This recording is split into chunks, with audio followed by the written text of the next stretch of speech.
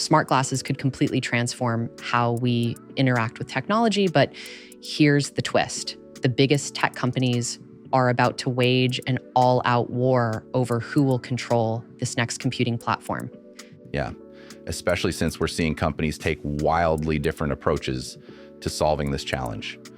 Well, what makes this particularly fascinating is how Meta partnered with Ray-Ban, essentially admitting they couldn't crack the fashion aspect alone, while Apple is trying to do everything in-house, just like they always have.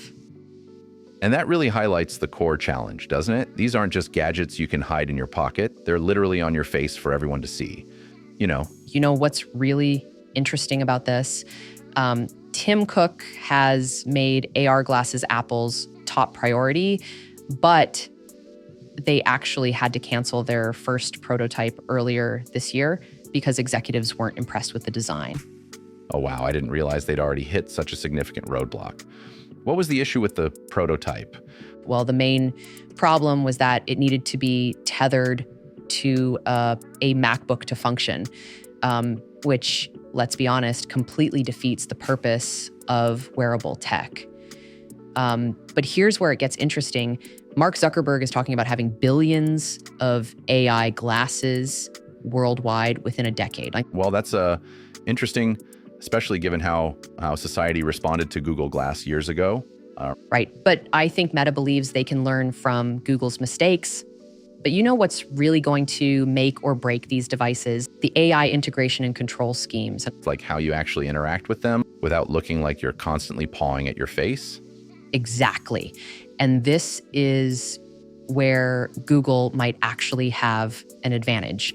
Their AI expertise could be perfect for creating natural, intuitive interactions, but they've been surprisingly quiet about their plans so far. Well, after the whole glass holes controversy, maybe they're being extra cautious this time around. I don't know. That's true, but here's something interesting to consider. Unlike smartphones, which all eventually looked the same, glasses might need to maintain variety.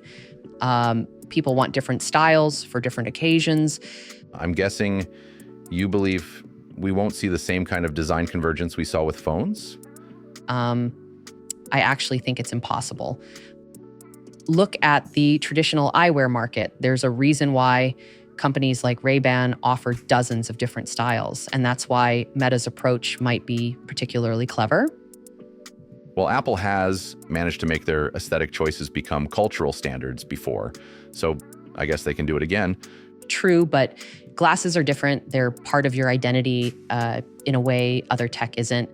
And with these companies planning to integrate advanced AI capabilities, we're looking at devices that could fundamentally change how we interact with the world. Speaking of AI integration, what do you think will be the killer feature that makes these devices take off? I think it'll be something we haven't even imagined yet. Just like how no one predicted social media would make smartphones essential, but the combination of visual overlay and AI could create experiences that make current technology feel primitive. Yeah. We could be on the verge of a completely new way of experiencing the world. And that's exactly why this tech war is going to be so much more interesting than watching companies argue over smartphone camera specs. We're watching them try to create an entirely new computing paradigm. Well, it certainly seems like we're in for an exciting few years as this all unfolds. Indeed.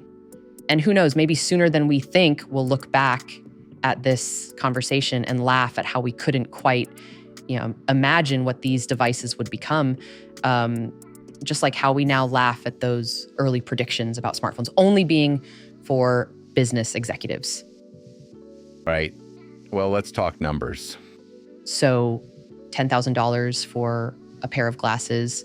That's what Meta is spending to produce each prototype of their AR eyewear. But what if these expensive experiments are actually showing us a glimpse of how we'll all interact with the world in just a few years? I think that price tag is mind-blowing, especially when you consider that Meta has already invested billions in R&D.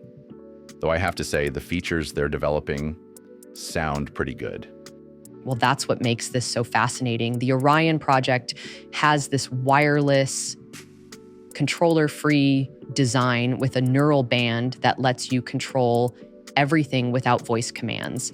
But here's the catch. It weighs as much as 3 regular pairs of glasses combined.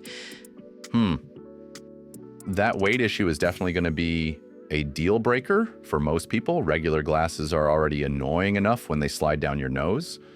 You know what's interesting, though? Companies are already thinking about how to solve this through partnerships. Imagine walking into a store and choosing between Samsung Burberry or Samsung Gucci AR glasses. It's like how luxury watch brands adapted to smartwatches. That's actually a brilliant strategy. But what about the practical side? Like, how are they handling the massive power requirements? Well, that's where things get really interesting. Apple actually had to completely change their approach. They started with an iPhone connection, but had to switch to using a MacBook for power. It shows just how challenging this technology is to get right. Speaking of challenges, the Google demo at TED 2025 showed something pretty remarkable. Glasses that can remember where you put things, like actually track and recall your daily activities. Right. And that's where we start seeing the real potential impact. For people with dementia or memory issues, this isn't just convenient, it's life-changing, though it does raise some serious privacy concerns. Oh, that's such an important point about privacy. How do you think they'll handle the consent issues when these glasses are essentially recording everything around us? You know, it's complicated. We're going to need entirely new frameworks for data protection. Like, imagine walking through an office. These glasses could be recording trade secrets without anyone realizing it. Companies will need both technical solutions and social protocols. Yeah, I agree. And the regulatory challenges must be enormous, especially with different countries having different privacy laws.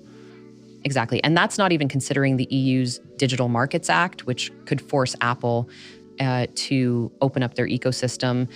And that would be huge because right now they can block third-party accessories from fully integrating with their systems. So if the ecosystem opens up, what becomes the main differentiator between brands? Well, I think we'll see competition on multiple fronts. Some might focus on professional applications, others on social features. The key will be finding the right balance between specialization and broad appeal. Plus, with the EU pushing for interoperability, companies will have to compete on actual innovation rather than just ecosystem lock-in. The timeline for all this seems pretty ambitious, though. Meta's talking about 2027 just for developer versions. That's true. And honestly, I think we're looking at 5 to 7 years minimum before we see widespread adoption. The technology needs to mature, prices need to drop dramatically, and people need to become comfortable with the concept.